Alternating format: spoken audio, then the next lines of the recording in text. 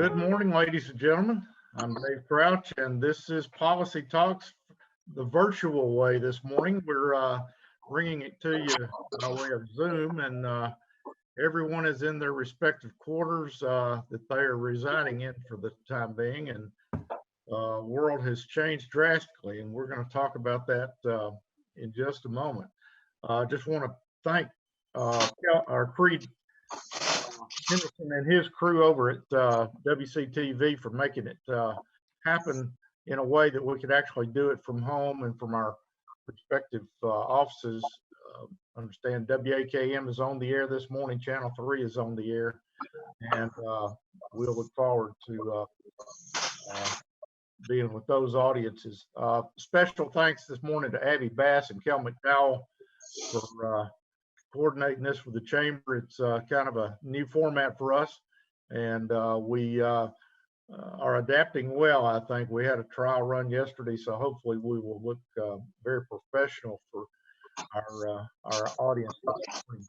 Special guests today include our Williamson County Legislative Delegation, Senator Jack Johnson, our Tennessee Senate Majority Leader, and representing our 23rd District. Jack, glad to have you with us. Representative Glenn Cassida, representing our 63rd House District, and Representative Sam Whitson, representing our 65th House District this morning.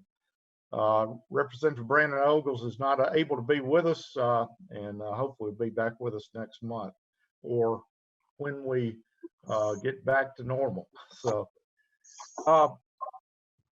world is 180 degrees different from the last time we were talking a month ago, which is remarkable all by itself. And I know that you gentlemen have been hearing from constituents, hearing from small businesses, and being affected by this yourself. Just starting with Jack, tell us, Jack, what you're hearing from out in the community and what it actually means for the people here in Williamson County. Well, it's unprecedented, Dave. We're certainly experiencing a situation that none of us have experienced in our lifetimes, to literally have the American economy come to a screeching halt, effectively. Obviously, it's devastating to many of our small businesses in particular, and medium and large size businesses as well. And so I'm hearing a lot of fear, a lot of concern, rightfully so, not just about the virus and trying to stay safe and from it from a health standpoint, but certainly what are going to be the long-term impacts to our economy. The good news is we entered this crisis with a very strong economy, not only at the federal level, but in particularly here in Tennessee and in Williamson County. That's good news. But no matter how strong your economy was, everyone is going to feel the impacts of this for some time. You know, at the federal level, the House will be taking up the $2.2 billion or trillion dollar rather, that's with a T, the $2.2 trillion relief package. I expect that will help. The markets certainly responded favorably. A lot of businesses, even though they've had to send their employees home, our unemployment claims obviously hit an all-time record at 3.3 million, I believe it was. At the state level, I think we're in the 30-something thousands in terms of unemployment insurance claims. Right. So that's what I'm hearing is fear, uncertainty, but I'm also hearing a very positive spirit of can do it. You know, we can get through this. We can weather this. We're gonna have to see how this falls out, and most importantly, keep people safe.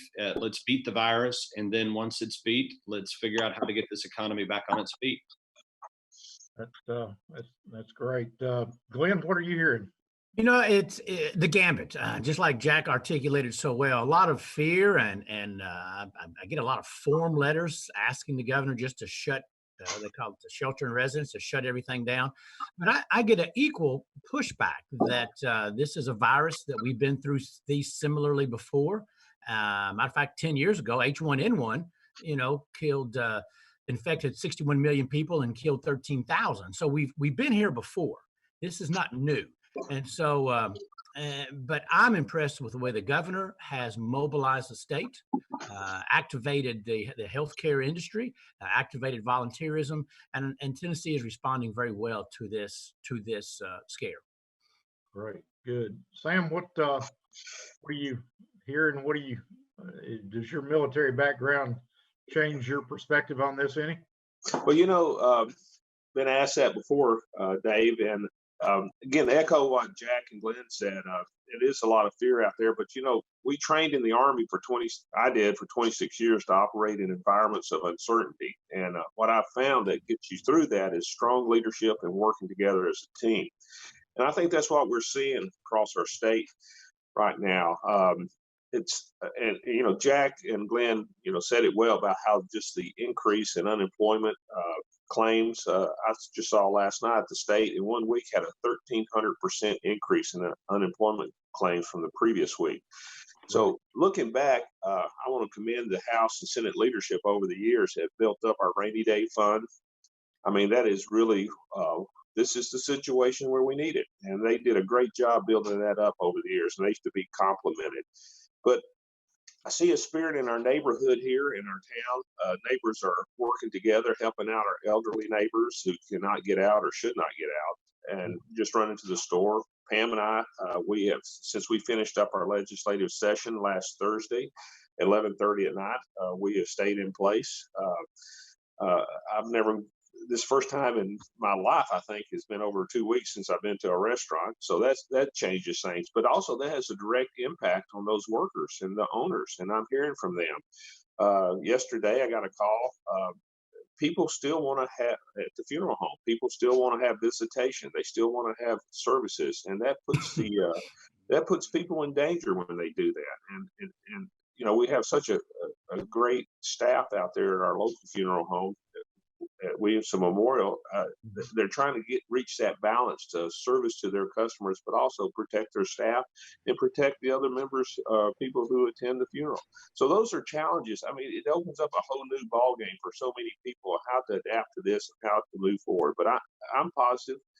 I'm optimistic. I think we'll come out of this thing better prepared for the next one. I hope we never have. But this is America. We get through these things: depressions, war, economic downturns, and chaos, and I think we will be fine. Well said. Now there's a debate kind of brewing a little bit. I guess President Trump started it about when we should anticipate going back to work and seeing the nation go back to work. Our former senators are weighing in on this. Bob Corker came out here this past week saying we need to get back to work sooner. Senator Frist, I noticed in the paper this morning, kind of taking the other side of that argument. What say you, gentlemen? Well, I'll start, and again, it's we're giving opinions.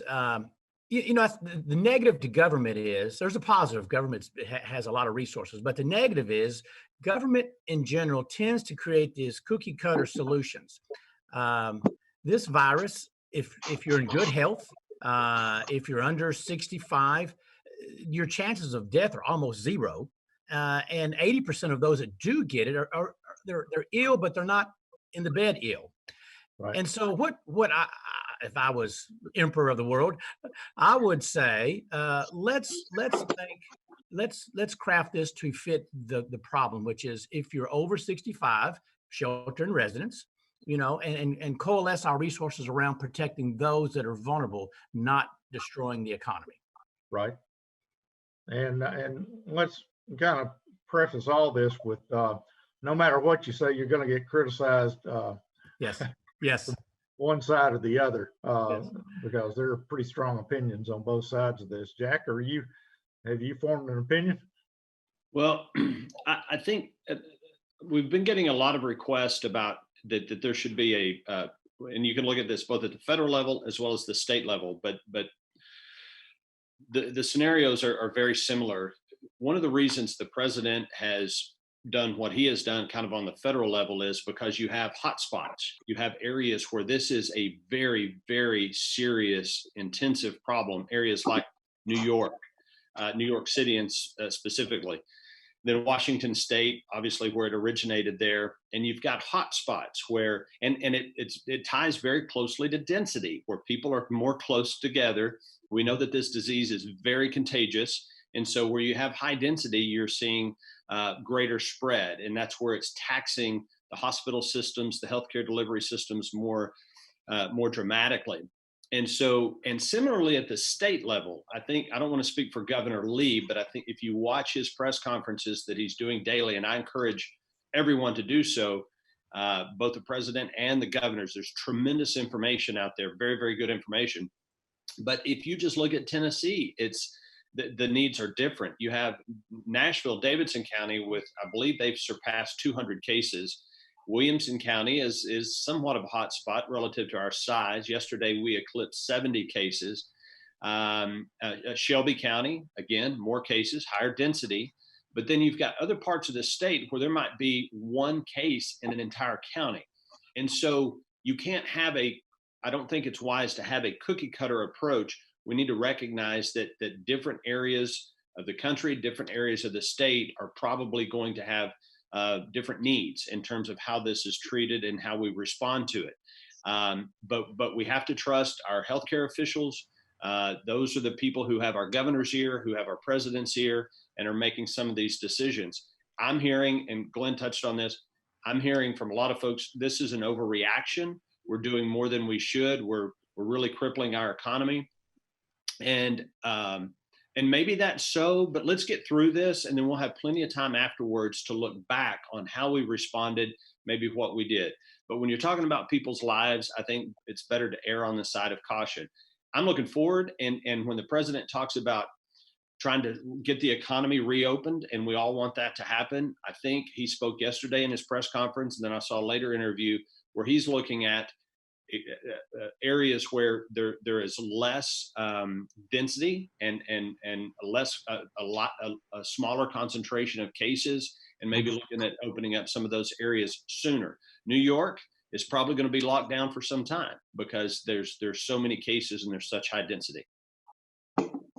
Sam? Yes, just like to add that as we do more testing and we know and we get better data each day, I think that will guide us which way we go on this. The key to our response should be based on data and the results from the testing as we go forward. Okay. I want to bring in Kel McDowell from the chamber here. Matt Largent has directed the chamber to take a proactive approach since it's been so devastating to so many small businesses and chamber members. And Kel, if you would give us a synopsis of the actions the chamber is taking and some of the feedback you're getting from our members. Absolutely. First and foremost, I really want to plug our COVID-19 resource page, and that's williamsonchamber.com/coronavirus. On that page, you'll find a multitude of resources, not only financial government resources, but also best practices among businesses and employers, and also various updates, not only from employers, but our communities and our state as a whole. On there also, we have included our business survey, and it is a handful of open-ended questions in which we are asking the business community to really share their story about the impacts, any innovative solutions they're employing, and possible targeted financial relief that could be very beneficial for that business. You know, from those findings, these are very real impacts. You know, this is by no means news. But we do hear some consistent themes. You know, certainly any leeway with the timing on sales tax remittance would be beneficial. Payroll tax relief, small business administration loans, and rent and lease relief.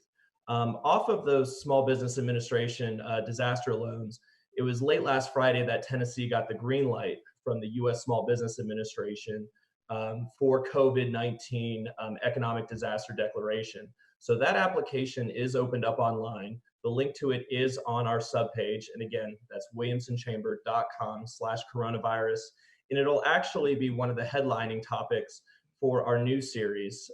You know, a lot of these events and programming really have to be pivoted online for us. But we've launched a recurring series called Topics of Today. So next Monday, March 30th at 1 p.m., I'll be joining our president and CEO, Matt Largent, for a conversation on the resources not only coming from the Williamson Inc. end, but also the resources available state and federal levels as well. And one of the main topics that we'll really be discussing there are those SBA disaster loans. And overall, just be sure to tune in. We'll have those links on our social media. It's on our event calendar on williamsonchamber.com. And yeah, I really appreciate the opportunity to really give that overview there, Dave. Great, Cal. The obviously this is pretty tough on small businesses, gentlemen, and I want to come back and dig into that just a little bit. But first of all, let's talk about the abbreviated legislative session and how that it was a progression over a couple of weeks where they tightened down, closed the doors to the public at the legislature, and it progressed, and eventually y'all decided to recess and come back at a later date. But Jack, you were involved in a lot of the negotiations to come up with that solution to the situation. Tell us a little bit about how that progressed and how you passed an abbreviated budget very quickly. Well, it was a remarkable situation. If you look back, and I guess, gosh, last time we did this town hall meeting, and you look at where we were, if you look at where we were when the governor gave his State of the State address on February 4th, I believe it was, Tennessee, and again, we were, and we still are, in the best fiscal condition we've ever been in as a state. Our revenues were at record highs. We were looking at ways to further cut taxes, to invest in education, healthcare, all the things that we talked about. The governor had proposed a very robust agenda with criminal justice reform, education reform, building on what we did last year. And literally, as you said, within a matter of days, that entire legislative package and initiative got set aside as this coronavirus crisis evolved. And literally, we put the brakes on that, and leadership came together and said, first and foremost, we need to get out of here, meaning we need to adjourn our session because we're violating the CDC guidelines of gatherings of more than 10 people. So whether it's the 99 House members in their chamber, the 33 senators in our chamber, not to mention all of our staff, the press, lobbyists, the general public. And so a very quick decision was made that we would limit access to both our office building, the Cordell Hull building, as well as the Capitol, to members and staff and press only. That decision was made. And then in consultation with the governor's office, a decision was made to try to get out as quickly as possible. But one of the things we have to do, our only constitutional responsibility, is to pass a budget. And our fiscal year ends on June 30, and we start a new fiscal year July 1.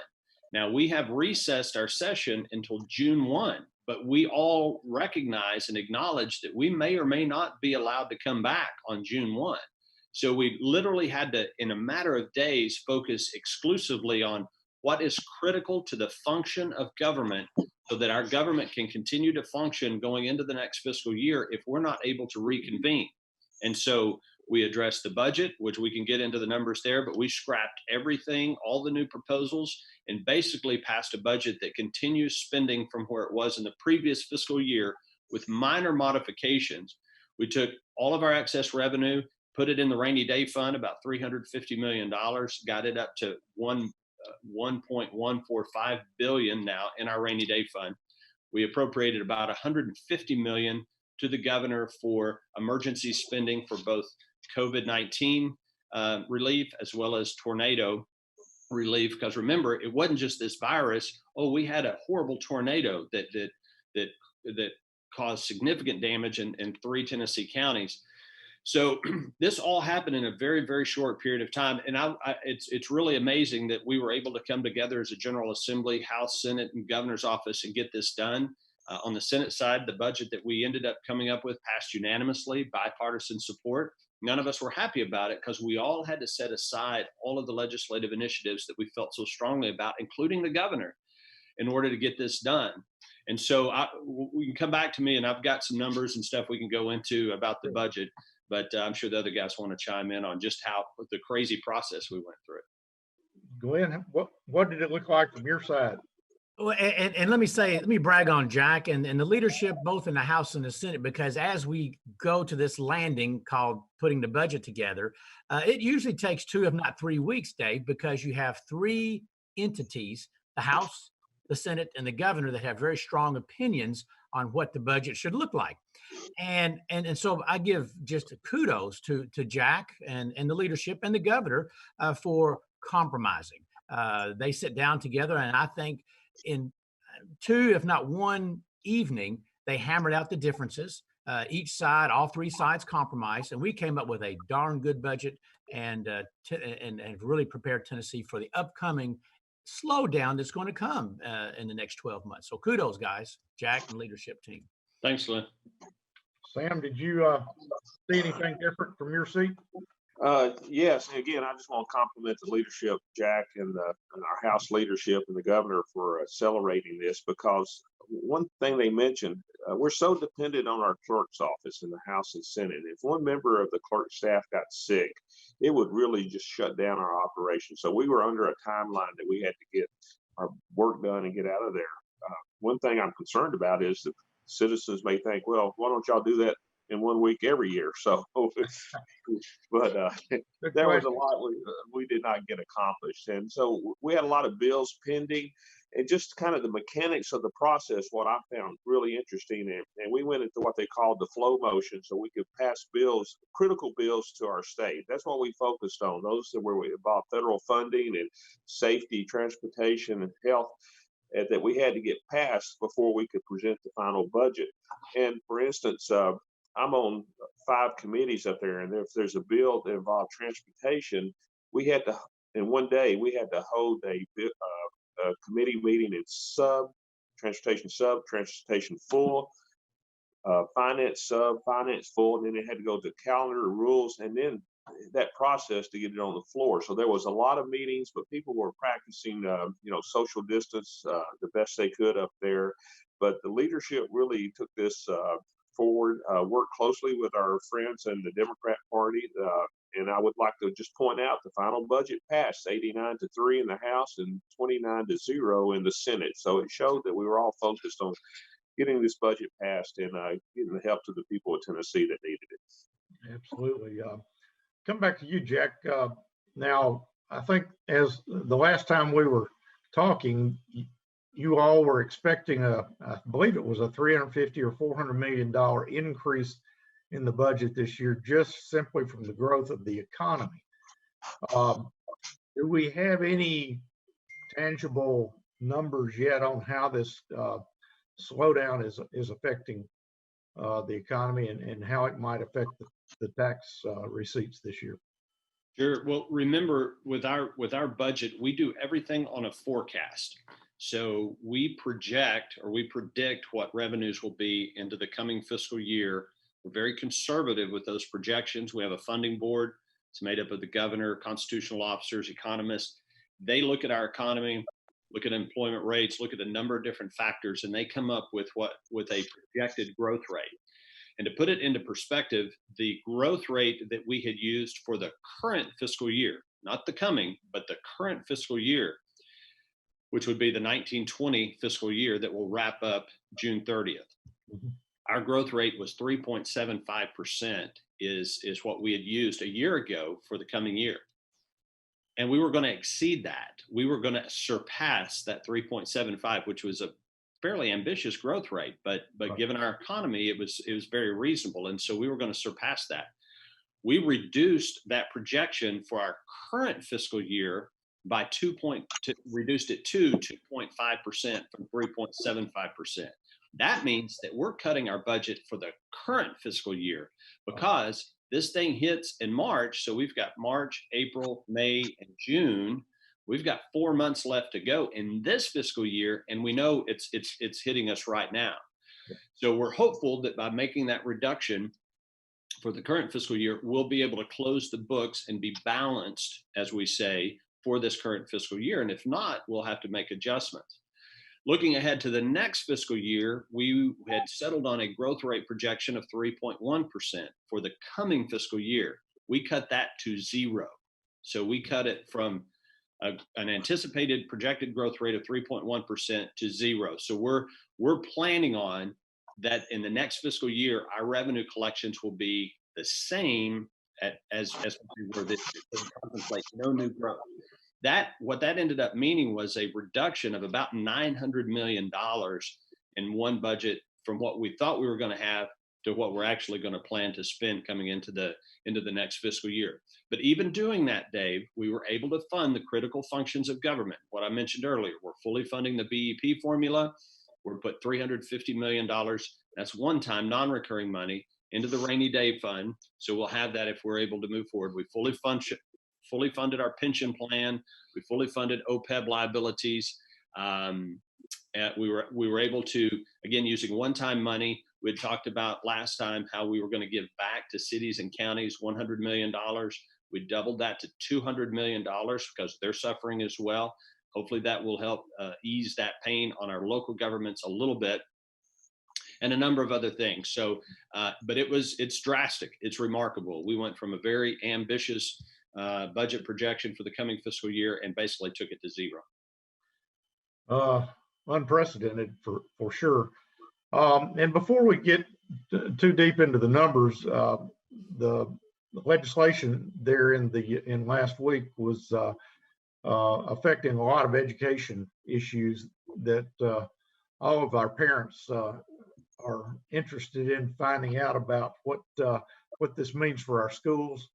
And so I understand there were some changes made to the requirements for our schools this year, things like testing and graduation requirements. Can you give us a rundown on exactly how those changes will affect the kids here in our county? Glenn or Well, Sam? I think the number one thing is the TN Ready, the state tests were delayed. And if a school system still wants to implement it, they can, but they're held harmless on testing. Of course, with the kids out, they didn't have much option.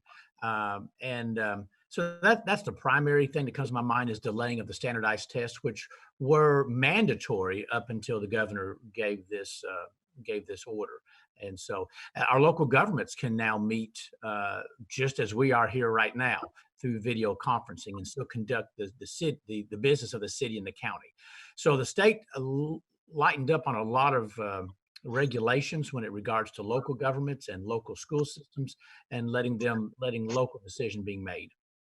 Yeah, and Glenn hit it right on the testing that we hold them harmless, and they can use it though if it helps them though too. We gave them that option, and I was talking with Jason Golden yesterday and David Snowden, just checking in on them. And for instance, Williamson County Schools yesterday was technically what you could call their first real day back because they have used up all their snow days and their spring break days.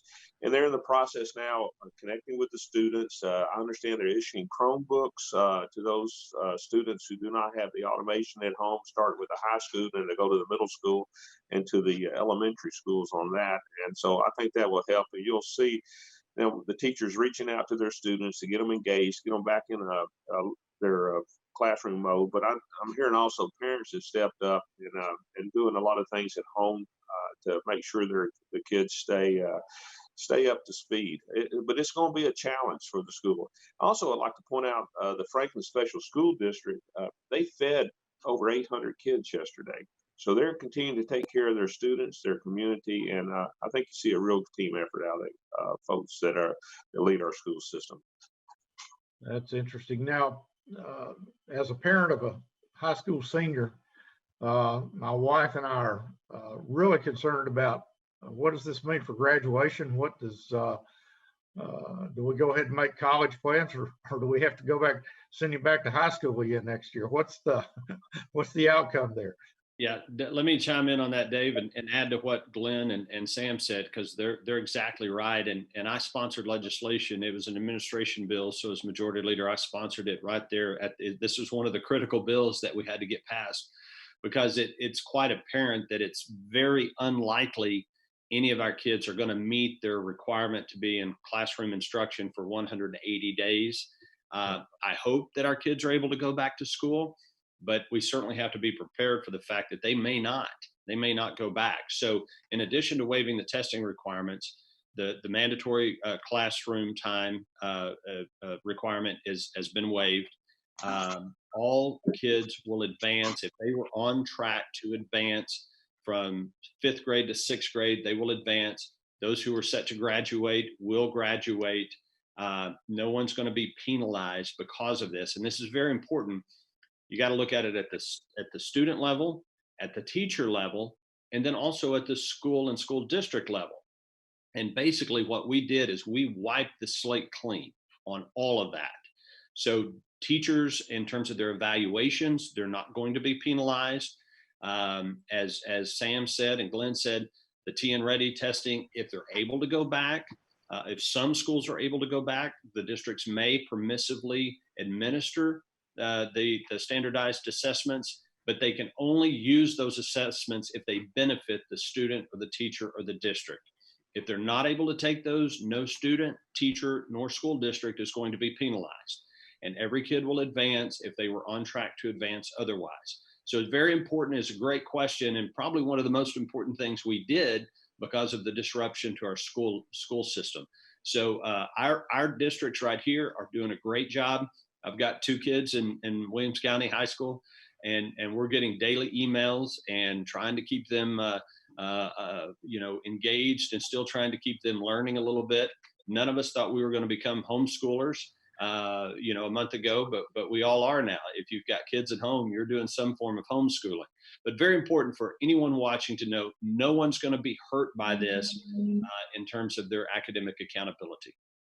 Well, good.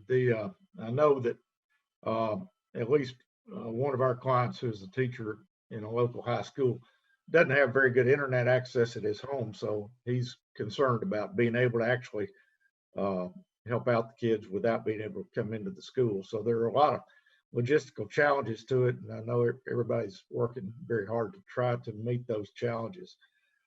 Let's spend a couple minutes, and just so you'll kind of know where we're going, I'd like to spend a few minutes talking about specifically what help there is out there for small businesses as a result of your work and what they're doing in Washington. And then a little while on just what help there is for the unemployed. What state assistance do small businesses have available to help get them through this crisis and be able to come out on the other side of it financially sound? Jack, what do you think? Well, so you break it down in terms of federal and state level. At the federal level, there's a lot going on. This federal stimulus plan that we expect to pass today in the House. Unfortunately, I don't think they're going to be able to do it by unanimous consent. I've seen some tweets and some social media posts where members are driving in.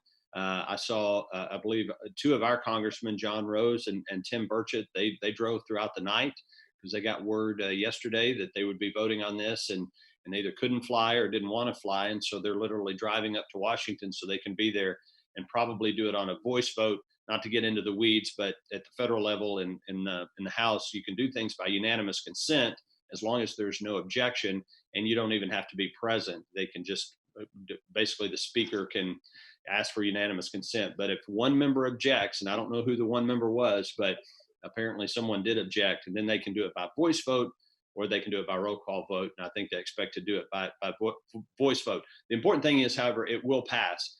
That's over $2 trillion that in various forms of assistance to individuals, small businesses, and so forth. In addition to that, the Federal Reserve is freeing up about $4 million. I keep saying that, 4 trillion. It's hard to say trillion. $4 trillion in loan capacity that will go out to businesses as well. So, and a lot of that will be driven through the Small Business Administration. So certainly get online, look at your resources there. Don't hesitate to contact your federal delegation about that. Then at the state level, our biggest issue right now is going to be unemployment insurance claims, and our system. We try to keep it as prepared as possible. Good news is our fund, our unemployment insurance fund, it's very well funded, so we've got capacity there. I'm more concerned about the systems and the system crashing as people go in to apply.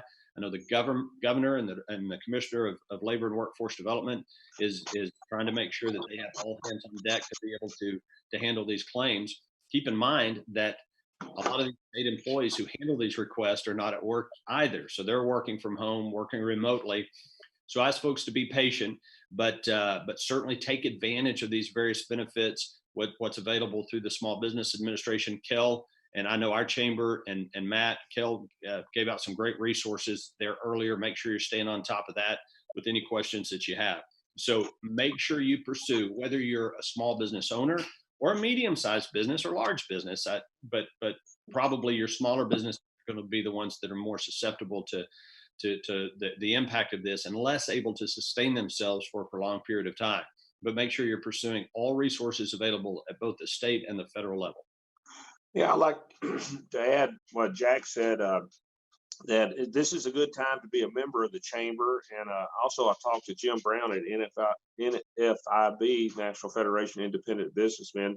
They have a lot of resources and on this, but the state also increased the number of staff at the unemployment insurance office to handle these claims, I think by 100 employees this week, and they upgraded their system, is my understanding. And a young lady who lost her job at one of our local restaurants contacted me on Tuesday, asking how long it would take to get her unemployment benefits. I said, well, right now we're being swamped, but she sent me an email last night that she got a call back from the state and they're working on her claim. So that's encouraging to hear that. I know other people are still waiting, but I feel the state is moving in the right direction by increasing the staff, upgrading their system, and focusing on those who need the help. Dave, let me reinforce what Jack and Sam have said. I've just put up the numbers here, and it's a testament. I think President Trump is doing an excellent job responding to what could be an economic problem if we don't respond properly. So, for example, the federal government, that when it does pass, will have $350 billion. That's with a B, in job retention loans to small businesses. So, if small businesses here in Franklin, there's $350 billion they can go to pull from, to loan from, with very low interest rates, to keep the doors open until this thing passes over. There is $350 billion in direct payments to the U.S. citizens that they'll be getting a check in the mail to continue to spend when they are laid off from their job. The federal government has expanded unemployment by $250 billion, and there's $500 billion going to these tourism and travel industry to keep the airlines open. So it's phenomenal what the president and how he's responding to the economic issue that's going to be around the corner when all this hits. Again, in Washington, I think they're similar to what you all were able to do last week. They are coming together and passing some very significant legislation. One of the things that our survey at the chamber raised as a concern of our members, they're going from a very robust economy to no economy almost overnight. And now they've got sales tax receipts due for the next few weeks. And that may be the only cash they've got in their checking account. Is there any provision in the state to give them any relief on sales tax receipts? Is there any discussion of that? Have you heard of anything? Dave, I'm not aware, and I'm happy to check about specifically to sales tax receipts and remitting those sales tax collections to the state. We'll be glad to get an answer, and maybe we can provide that to Kel and get it out to the chamber folks. I will say that your franchise excise tax filings have been delayed until July 15th, which is consistent with what the federal government did relative to income tax filings, delaying that from April 15th until July 15th. Another thing I want to just throw in there to make sure that folks know, in case we don't get back to it, but your emissions testing has been delayed. If your car tags are due and you need to get emissions testing, those renewals have been delayed, and so you don't have to worry about that. The implementation of Real ID, we've been having a problem at our driver's license testing stations. That's been delayed until 2021. So, there are a number of things in addition to what we talked about on the education side that have been delayed. So, in the governor's executive order yesterday, I think it's interesting too. He's doing a lot by executive order to waive requirements for healthcare professionals, their continuing education, licensing renewals, things of that nature, waiving requirements that would prohibit a retired doctor from coming back into service or a retired nurse from coming back into service. So these are some things that are literally evolving every day. And that's why I encourage anyone who's watching to make sure you're going online, go to tn.gov. At the top of the page, there's coronavirus information. It's in bold red. Click on that. You can watch all of the governor's press conferences and then see highlights there. So trying to remove some of these regulatory impediments or obstacles that will make it easier for people to provide care, waive some of these filing requirements for businesses. And again, I haven't heard, they may have done it, but I'm not aware that they've waived the sales tax filing on that, but we'll be happy to get an answer for you on that. Great. I do want to compliment Matt Largent and Kel and the rest of the staff at the chamber. I don't know if everyone has heard this, but 2 of the major restaurant chains in the country have informed their landlords now that they will not be paying their rent the 1st of April. And Matt and the team there Matt specifically is talking to a lot of the major landlords for the commercial properties in our county and encouraging them to proactively waive the April rent for some of these businesses that have been hard hit. So, and I'll plug the session that Matt and Kel will do Monday at 1 o'clock again to get the details. But if anything you all can do to give them the information they need to get out to our small business here in the county, we'd appreciate. Let's pivot now to the people that are now unemployed as a result of this crisis. I know the state's done quite a bit in the legislation you did last week to try to help out the unemployed. Jack, if you'll kind of give us an overview of it, and then Glenn and Sam, if you will, give us some additional detail if you can. But sure. Yeah, sure. I'm happy to, Dave. And again, I sound like a broken record. I just want people to know that the 2 different pathways there are to find assistance and relief, and that's state and federal. The state administers our unemployment insurance fund, unemployment compensation. And so if you've been laid off, if you've been furloughed from your job, you need to be pursuing that immediately. As was mentioned earlier, the department is staffing that as best they can to make sure that those claims can get processed, because that's the quickest way to get money in your pocket. You've also got the relief that's coming from the federal level that hopefully will pass today in the House of Representatives and get to the president's desk so he can sign it. And they expect it's the federal government. So even when they're trying to move fast, it's probably going to be a couple of weeks before that money is in people's pockets. It could be even a little bit longer, but make sure that you're pursuing that. The most immediate thing you can do, though, is if you've been laid off, you've lost your job, is to make sure you're filing for your unemployment insurance. Let me just say this. Hopefully I don't need to. That's not welfare. That's something that is there. You lost your job through no fault of your own. You're entitled to that money. Anyone who's ever employed anyone pays money into the unemployment insurance compensation fund. And so that's why it's there. And you need to file and get those claims in so you can get that money in your pocket. The TANF program has been a little bit controversial this year because the governor had not distributed the funds. As it turns out, it may have been the best thing that could have happened to our unemployed. That fund is now being used, I think, to assist the unemployed. Can any of you give us any details on that program? Is that the TANF fund, Dave, where for families and Yes. people who lost their jobs as of I think March 11th, and I believe it funds up to $1,000 a month, and that's in addition to the unemployment funds, my understanding. And also, there's still SNAP and other assistance programs out there. But they just came out with that, and you're right. We had what 700, and Jack and Glenn can correct me. I think we had $750 million in that TANF or in that fund, and then, like you said, it was kind of a. Now I'm glad we have that money in there. So right. Do you all have the details on who qualifies for that assistance? If you give me a second, I can pull it up on my computer. I put it out on my Facebook account, but it graduates from families with children, if I'm correct, up to you get X amount of based on the number of children in the household when you lost your job, and also the unemployment compensation and insurance also understand for those who were part-time workers also who lost their job. So there's they ease the requirements to apply for that and who qualifies for that. Good. Dave, I want to pivot off something Sam said. His comment was, it's good that we had that much money in TANF.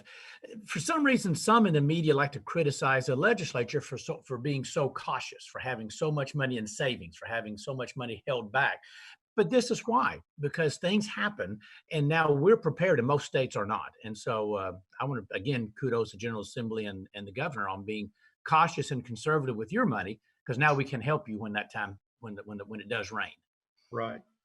One of the elements of the legislation last week, Jack, you put 150 million into just health and safety as a result of the epidemic. Specifically, who gets that money? Where does it go? Who qualifies for it? Sure. Well, understandably, the governor has broad authority with that money, and that's for good reason. We, unlike the federal government, unlike some other state legislatures, we're not in year round, even when we don't have a crisis. So we appropriate money and we allow the executive branch to spend that money. We typically put what I call guardrails on money can be spent for this and that. There are reporting requirements from the executive branch, the governor's office, back to the General Assembly in terms of how they spend it. And certainly we hold them accountable for how they spend it. This 150 million, again, the governor has very broad authority with that, but in general, it is for our public health department. That's these guys are going to be on the front lines, especially out in some of our rural counties. The county health departments that are going to be seeing and diagnosing and potentially treating people who get sick. It's for acquiring tests. A lot of conversations out there about tests and testing and how important that is. And we want anyone who needs to be tested to be tested. Not everyone needs to be tested, but if you have symptoms and your healthcare provider deems it necessary, we want to make sure those tests are available. Providing the personal protective equipment, you hear people talk about PPE. That's for our healthcare providers. There, in some areas, again, not everywhere, but in certain places, there are hot spots where the healthcare system is being taxed. So we want to make sure that they have the resources necessary for that. Again, the 150 million was both for COVID-19 as well as tornado relief, because we had the tornado that came in. And then literally just days or a week or two later, then this virus breaks out. So the governor has broad authority to use that for relief specific to those two issues, those two matters, the COVID-19 as well as the tornado relief fund as well. Great. And I'm going to stick with Jack here just a minute as far as the details, because you were so involved, and then circle back to Glenn and Sam in a minute. But the doubling of the city and county money, there was a $100 million fund originally planned. That's now been doubled to 200 million. Specifically, do you know what that means to Williamson County and the cities here in the county? Sure. It's basically, if you think of it this way, and we loosen these guidelines a little bit, by the way. Certainly counties and local governments will be able to use this money for tornado relief, COVID-19 relief as they deem necessary. What the intent was to for the money to be used by cities and counties for things that they would not otherwise be able to afford. We don't want them coming in and patching a recurring budget issue year over year, but use it for capital expenses. That could be road projects, bridge projects. It could be for IT upgrades, things of that nature. So it's a pretty broad spectrum, but in general, we want them to use it for, and of course now, given what has transpired, their focus may have changed. The $100 million was appropriated before this virus broke out, before we knew that, and before the tornado. It was proposed before either of those things happened. So certainly, cities and counties can use it for relief for those things. Outside of that, generally capital expenditures, things that they've just not been able to get to or afford up to this point. And so I would imagine a lot of them are going to need it for helping out, either with tornado relief for those counties that were impacted by the tornado, or for helping bolster their healthcare delivery systems. Right. Glenn, anything else in that last minute legislation that was done that you want to call our attention to? In light of how we're being very conservative and pulling back, there's two things that we have continued our expansion on. And number one was broadband expansion. We another $25 million. We're putting in grant funds to help broadband that affects our rural parts of our county. And then telehealth. We are expanding telehealth, even with the budget cutbacks. And that's going to be critical to helping people that are shut in, is with that. So those are two things I'm proud we continued the expansion on. Sam? And Dave, I'll get you those exact numbers, the impact for Williamson County when they doubled the amount to counties and cities. Actually, that list is sitting on my desk in the Cordell Hull building, which is locked down right now, but I can get you the information.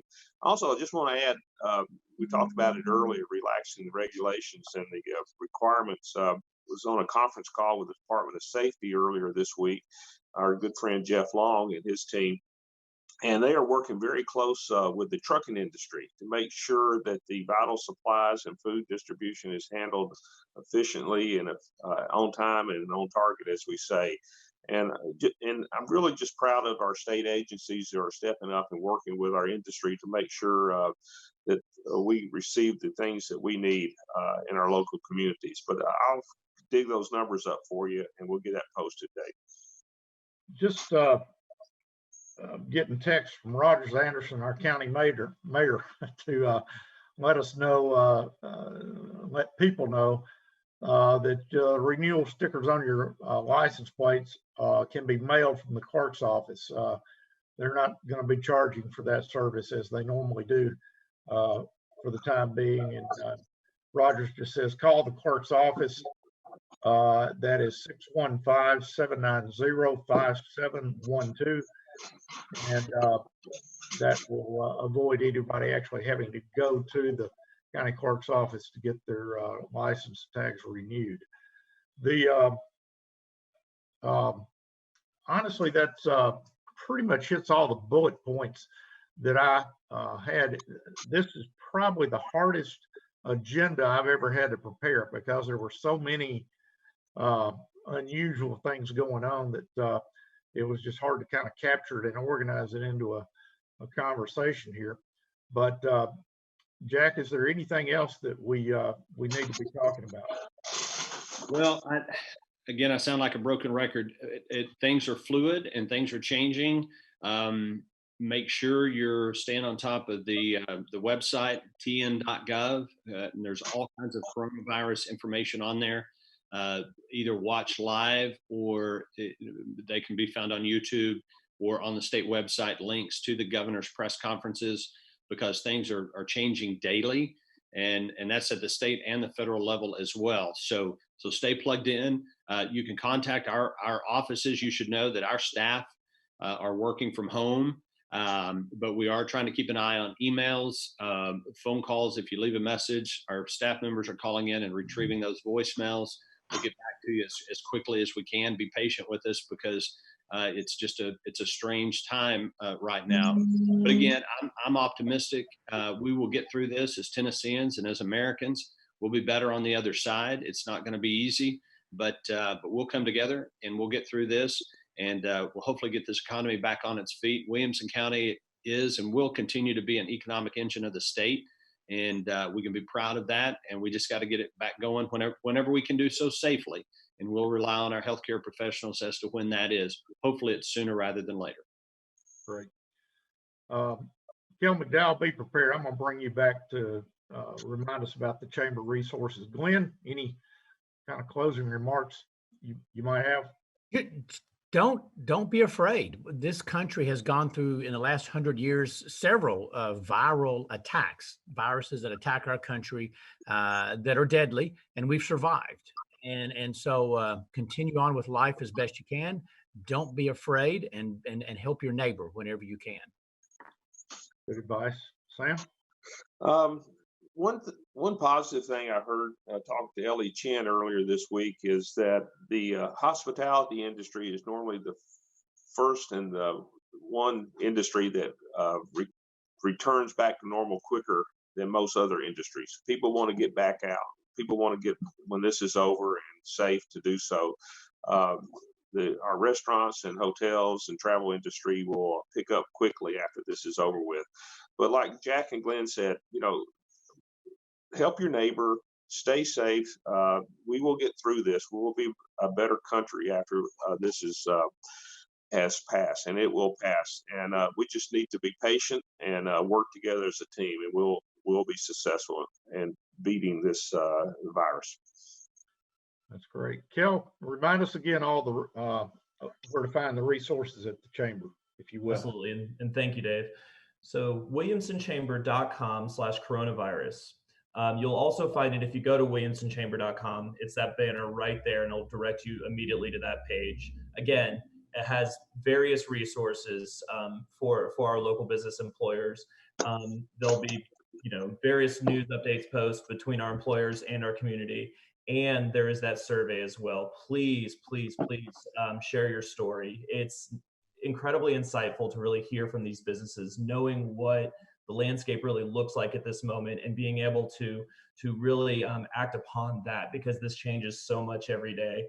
And one more thing that I really want to share that's just been incredible from those surveys is how many businesses, when we talk about either pivots or even just where targeted financial relief could be, how many recommend, certainly please shop local, gift cards, all these other things, not only referring to themselves, but referring to other businesses as well. We just have this absolutely incredible business community, and walking with them through this is absolutely been a meaningful experience. One more plug, and that's our Topics of Today series, which launches next Monday. That'll be a live webcast at 1 p.m. Again, that's March 30th, Monday, and you'll be able to find that on williamsonchamber.com. So thank you, Dave. Thank you all. I hope this session has been one of our more informative sessions, and I'll remind our audience that's listening in this morning to tell your friends about it. It will be available on the chamber website as well as the Williamson County government website in a YouTube video here later today. And so hopefully this information will help our folks here in Williamson County adapt to what's going on. And just look forward the next time that we're together, gentlemen, that things are going to be a lot better and looking back up. Not sure when our next session will occur. We'll keep you informed on that and let you know about that as time goes on. Do want to thank Kel, Abby Bass at the Chamber, especially for arranging this session online, and it was much smoother than I expected it to be, and hope it worked well for the audience. Creed Henderson, you do a great job back at WCTV, and we appreciate all you do to make us look good. I do want to thank our sponsors, Vanderbilt, AT&T, and for financial contribution to this show. We just appreciate all the folks that work together to make it happen. And gentlemen, we appreciate you all taking the time to be with us. So you all have a good rest of the day. Stay well, and we will see you soon. Thank you, Dave. Thank you, Dave. Thank you, guys. Good seeing you.